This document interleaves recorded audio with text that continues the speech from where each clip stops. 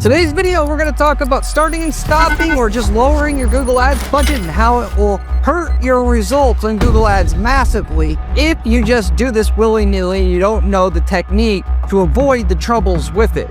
Everybody's got to start or stop an ad at some point in time. Nobody runs it for 10 years straight typically, or more so when you have a business that does services versus e-commerce. With that, even with e-commerce, stuff runs out of stock. You got to stop your ads sometimes. Your goal should be to never stop them. And there's plenty of our clients that never stop their ads in 10 years, so it can be done. However, if you're in the situation where you got to do it, you want to follow this strategy. Not to mention, with that, you want to have a process to minimize having to actually stop them. There's some stuff you can do to put your business in position to not have to stop them that I wanted to talk about as well, but I'm going to explain why Google punishes you when you knock back the budget or even just lower the budget on your account, and why you're going to have to suffer every single time you do this, and therefore would want to take all of my advice as to how to not have to stop this as much as possible. So getting into why this hurts so much. First off, as to when you lower your budget or shut off your ads completely, which is actually way worse. And I'm going to talk about why that is in this video a little bit later on. But with that said,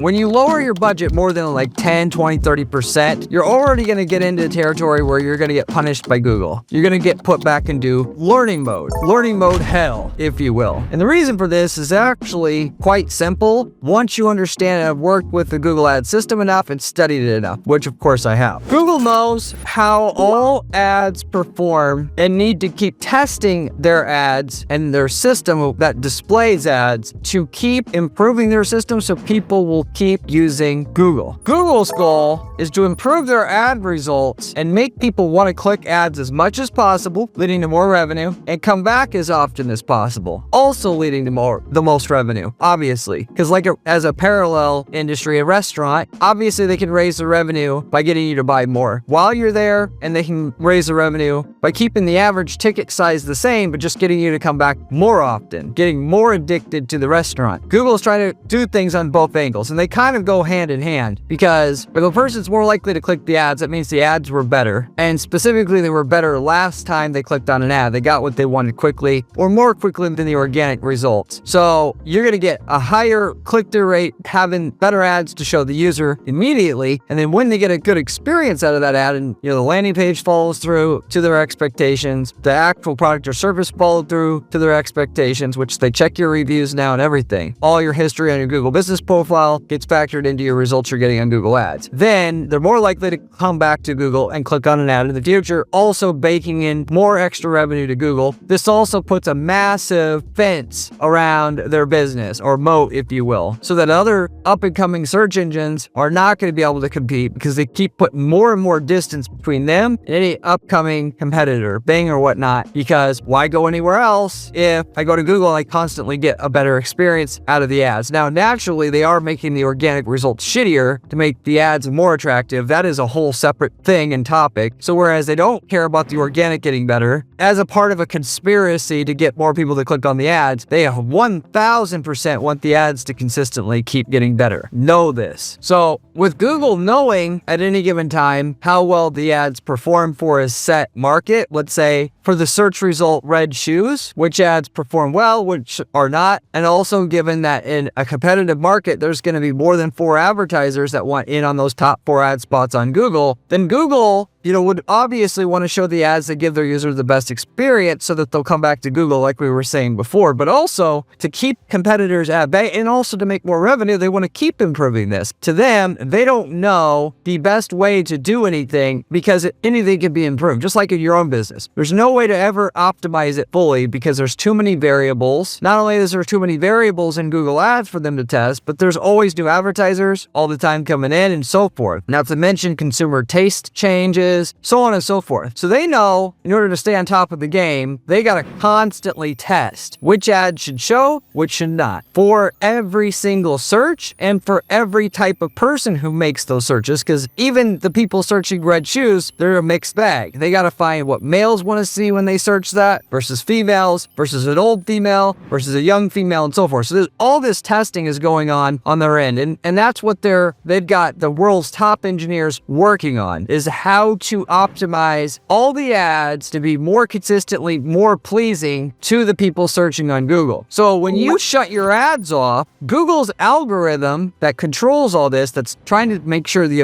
for what they know at the time, the best ads showing for their users to get them the best experience that they know statistically that they can provide, and that they have to test though still at the same time to find out how to improve this and just stay ahead of the game. Google's algorithm doesn't know when you're going to come back, and they still need to test, and testing as a whole requires stability. Scientific experimentation, which algorithms are basically doing, needs a test group and a control group, and it needs a certain amount of minimum data to have statistical significance in there to find out and get an accurate result on the test. And so with that said, Google is trying to run these experiments. Should it be this ad or this ad that runs for this type of person who's old and they're Hispanic or whatever? And when you are going to throw a curveball at them by shutting off your ads, because their first priority is to make things better over time, not to maintain status quo for their users, because that's where the big revenue growth is actually going to come from long term for them, then what they got to be forced to do is, whether they think you're going to come back or not, to them, logically speaking, it doesn't matter if you're going to come back or not, because we have a business to run here and we have an algorithm that needs to improve the ads that are shown to our users at all costs. So we got an advertiser over here who doesn't shut off his ads. We got an advertiser here who does. We can't improve the ads unless we have a static environment where we can rely on certain things being there day in and day out for us to actually conclude a test. You get relegated as not important anymore to the algorithm. Now, if you are a big enough swinging dick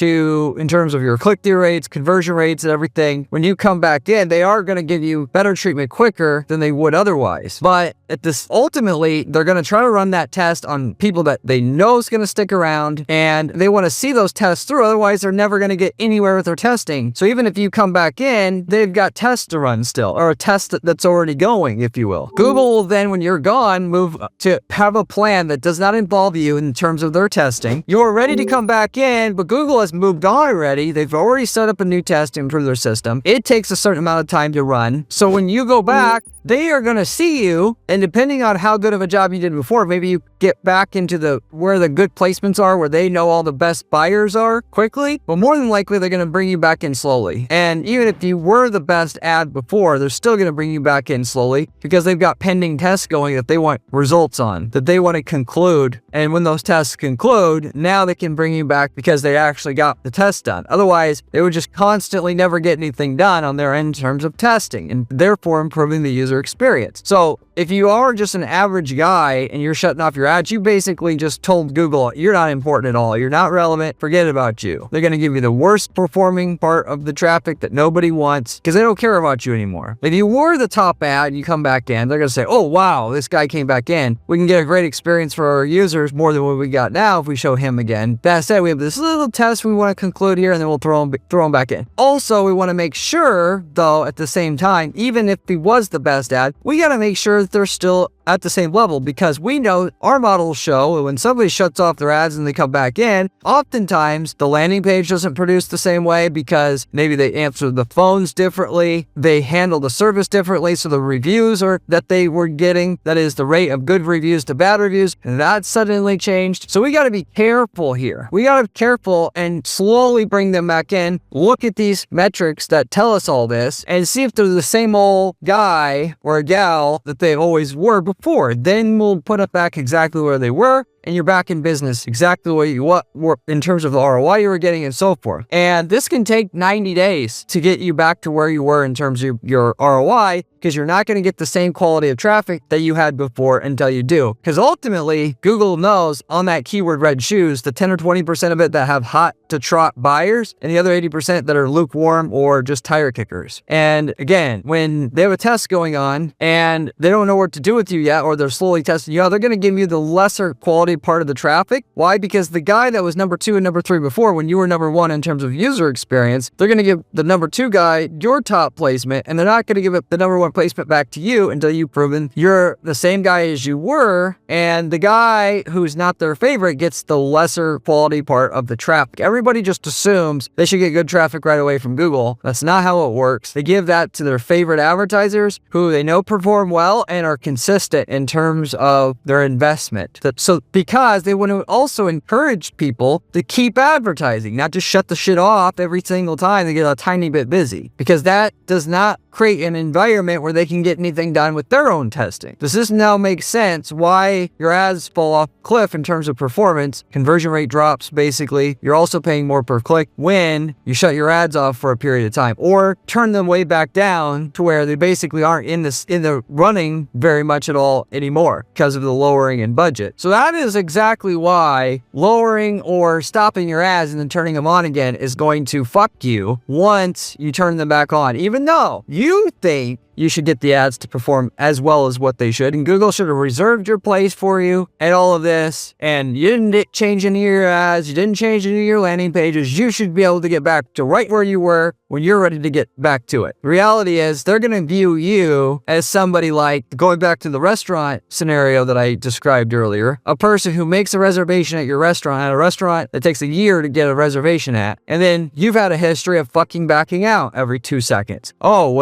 is he going to come? Is he not? Oh, just fuck this guy. We'll give him the reservation if nobody else is going to come in, but if not, fuck that guy. That's how Google views you when you're inconsistent with your spend. You may think it should be your right when your 2 guys are too busy or your products are out of stock that you should be able to shut your ads off because you were a good loyal advertiser before, a good customer of Google. Google has a product that where you need them more than they need you. So granted, they need you a lot. If you show them you have the best ads in your market, they're always looking for this. And it's always available for anybody to make millions in their market if you outdo your competition on these main metrics that they're grading you on and benchmarking you on against the competition on an ongoing basis. But at the end of the day, that's all worthless to them if you're inconsistent. Ultimately, if you're inconsistent enough, you could have the best ads, best landing pages, best reviews, and it's irrelevant to Google at the end of the day, because still they know if they can never test and improve their system, it's eventually going to fall to the wayside. It's not going to be relevant anymore. So you got to understand this. Now, what is the answer to all of this? Ultimately, to not get your stuff knocked down, but also knowing that there's real world constraints in your business that you have to deal with at the same time. Here is my answer and solution for you. Number 1, lower your budget when you think that your guys are too busy or that you're out of stock, but not completely shut it off, because the difference between completely shutting it off and going down 80%, maybe even in a slow season, like over the winter or whatever, if you're a roofing company, makes all the world of difference, particularly when you need to ramp them back up. So that, because what I see guys doing all the time, they make the mistake of, they'll be a roofer or pest control company, and they don't like how things work over the winter, even though a lot of the people clicking during the winter are researching so then when the spring hits, they'll buy. People don't consider this. Therefore, you're only going to get half the sales you would get in March for your roofing company if you didn't advertise for December, January, February, because that's when all the research was being done. But they'll try to think they're so slick and sly, they're just going to not advertise during the winter, and then when the spring season hits, when it's really, really good, they're going to turn on their ads then. That sounds like a good idea on paper. The reality is, because Google is going to view you as a schmuck at that point in time, trying to do this shit and getting that, you think you're so clever, that when you do turn your ads on in March, when this busy season hits, it's going to take 90 days for you to get the quality placements where all the high quality visitors are coming from that actually convert into sales. The whole point of doing this in the first place. And so the whole fucking buying season's over before your ads get back to the placement that you had before. So if you shut off your ads for 90 days, expect it to take at least 90 days for you to get back to where you were. Know that up front. So therefore, it's not even worth doing in the first place, for that matter. And why you would want to it's still not good when you go down 80% in budget, but it's way, way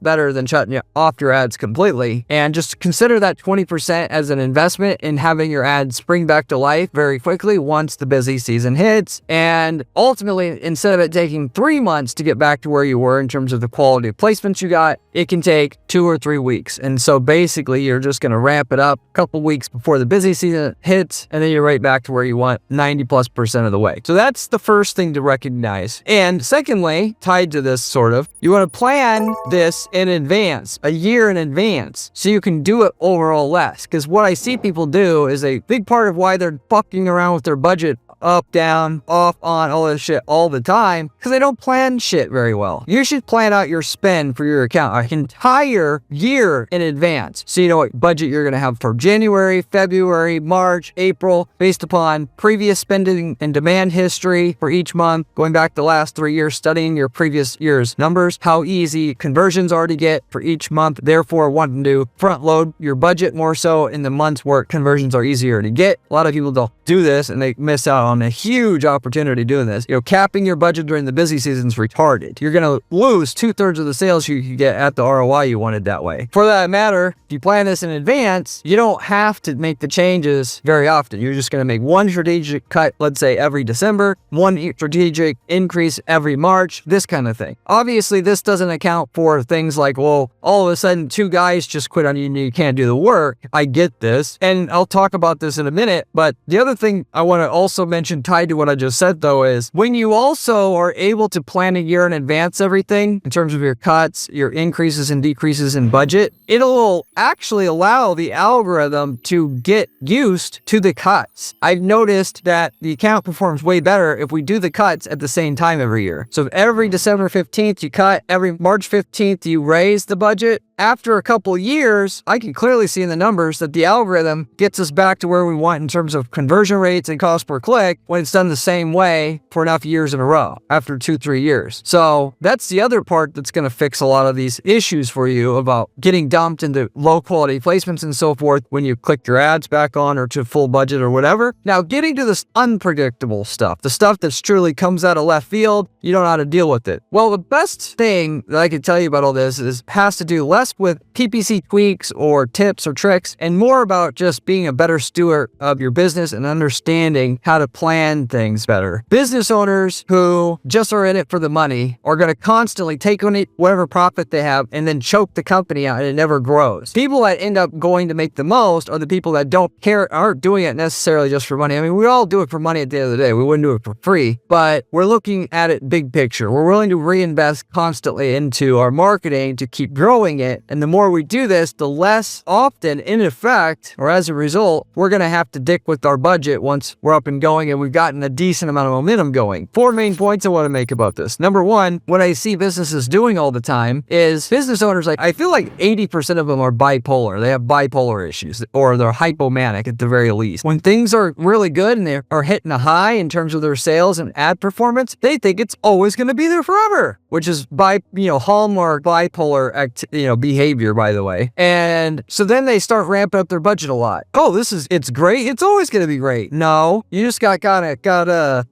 lucky because all of a sudden, just luck of the draw for 2 weeks, a whole bunch of customers decided to buy all at once. And that's just how it works out, which if it goes negative, by the way, for a couple weeks, then they all of a sudden think their whole ad system is broken and we need to change this and this and this and this. And you're a dumbass. You're an ad manager. You're a dumbass. It's all your fault. This is why this is happening. When really there was a fluctuation in demand for a couple weeks. You got to understand consumers don't buy in a fucking, like little lemmings in a line where every day 5 people are going to buy and then the next day 5 people are going to buy. This is not how shit works in the real world. You got to be aware of this stuff. When you hit a high, don't get a hypomanic mood going to where you just start jacking up the budget thinking you're going to exploit the hell out of this and you made it to the promised land and everything, because it's going to come back down and then you're going to have to cut your budget again. It's going to piss off Google's algorithm ultimately. Second of all, lows won't be so low if you build things up in your account slowly, because the tendency is people want to scale it as quickly as possible. I can tell you from experience working in this industry of PPC management for over a decade, that typical company, unless we're selling something with super high demand and almost no competition, which is basically nobody, that we're going to grow that company's sales 30% a year or so after the first couple of years. And the main reason for that, by the way, is you need time and data to know what to do more of and what doesn't work and what to do more of but also it takes time to scale up a company in terms of infrastructure. So you just need to grind it out, basically. Grow it.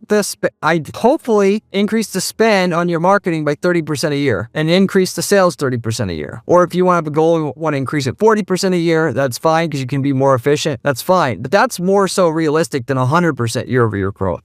And when you grow it slowly, your lows are not going to be so low. Why? Because when you grow it quickly, yes, it might be able to be okay for a while, but it's more likely you're going to have huge dips in your performance because the account needs a certain amount of history and time to learn how to get to a certain level of performance. The quicker you go up, the more volatile your results are going to be. And the more volatile your results are, the more likely, assuming you're not a well-capitalized business, the more likely you're going to have to go up and down on your budget. So you're better off, I can just tell you, given this is all I do, you're better off just growing it slowly because it's going to be less volatile and you're not going to have to go up and down in the budget and piss the algorithm off. And every time you adjust the budget, you cause even more problems for yourself ultimately. In addition to that, so getting into like Corey, you still aren't facing the fucking reality. You think you're so smart over there with your stupid little PPC agency. I've got a real business to run. I'm a roofing company. I know you want to just choke me through the screen right now. I'm getting to where the rubber meets the road on this. Promise. Ultimately, what you need to do to offset the fact that shit happens. You walk into work, step in a pile of shit, you don't freak out over it. Shit's gonna happen in the market. Wars are gonna kick off. It's gonna affect your performance. Weather patterns are gonna kick off. It's gonna affect your performance. Shit's gonna happen. So the better thing for you to do, going back to what I was saying before, is when you make your money from your ad campaigns, you're starting to make money. Eventually you will if you follow the strategies on this channel and you're diligent about going further in terms of the details than your competition. Invest more of your time or hire somebody that actually knows what they're doing, not just pretends like it and looks good, fancy guy with a pocket protector or some hot chick sales lady that makes you feel like, oh, this looks like a professional company, when really they don't know jack shit about direct response marketing and you just get schooled on it. You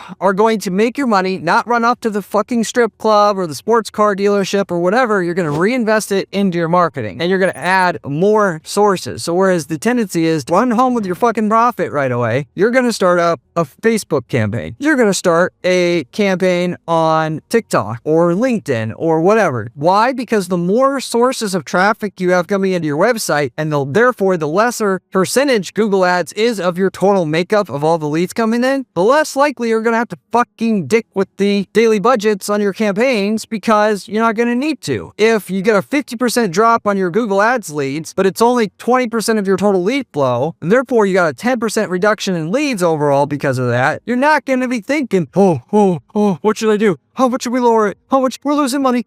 Let's lower it. And then you end up screwing yourself over time and time again with this type of activity. And you only get to the other side by being disciplined and not pissing your money away every time you make something from it. You should always, at least in my opinion, take half of your profit and pile that back into other ways to advertise. Given, if no other reason, as I've talked about many times on this channel, because if you don't and your main source of leads fluctuates or dries up, you're out of business because you got all this overhead now, and that's got to keep working to keep your head above water. Why do you want to put yourself in that position? If you could say, well, I'll just do a Facebook campaign and my Google stopped working. I got money. I could because it's going to take a while to get that Facebook campaign working. It's not going to work in a month. I got people that all the time come in, the business is failing, and they want me to send fucking Hail Mary into the end zone for them. It's going to take time for that to get to work. And if it did it, your competitors would have already did it a long time ago. If they could start up a campaign and in a week, they're making shitloads of money. Usually doesn't work that way. And so you can't count on that. So you want redundancy for that reason, but also it just puts you in a position where you don't have to dick with the daily budget all the time. That, and you want to build more breathing room in your numbers, your targets. So I see how people all the time, they say they need a 500% ROAS on their campaigns, and then I get it for them. And then I try to get them to get in to start doing video marketing. Let's do some YouTube ads. Let's put some actual comparison videos on your landing pages. That sounds nice. Yeah, we'll eventually do that. Yeah,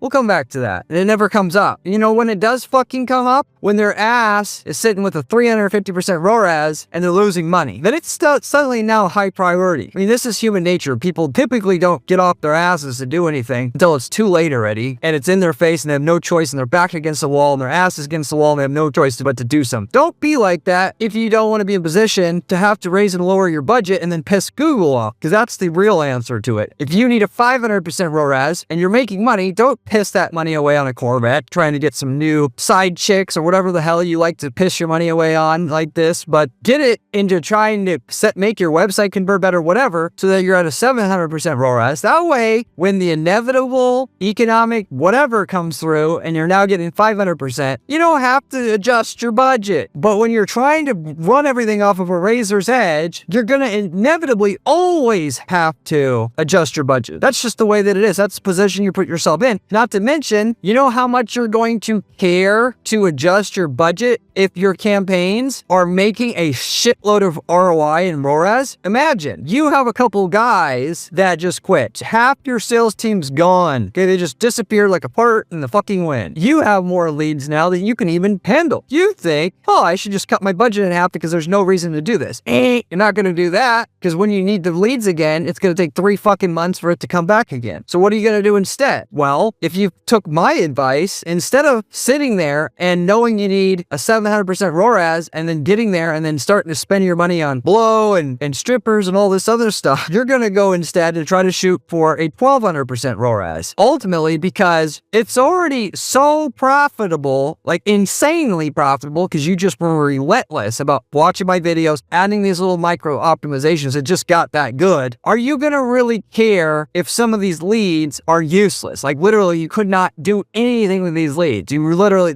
you can't even talk to them. Or you got to say, sorry, we're too busy. It wouldn't matter, because you're so profitable on the leads that you can service, you wouldn't give a shit. If you want to take one thing away from this video, is make your ROI so good that if you can't service all the action, it's fine. You can eat it temporarily while you got your shit together in terms of your operations, and it's gonna be okay at the end of the day. Because that's the real answer to all this. To your snide little, but Corey, you don't know what it's like to run my business. You don't know what it's like to be me. We gotta have people that answer these leads, and otherwise, okay, I get it. You fix it though my way, and you may not like to have to fix it that way, and that's gonna take long-term vision in terms of reinvesting money that you could spend today to make 3 years from now your account super fucking profitable, so you don't ever have to touch your budget again. But that's it. I mean, pick your path. I mean, do you want to be in position that every time there's a little fluctuation in the economy or weather or whatever, that your account takes a hit? Because it does all the time. I see this every day in our clients' numbers. You have a big,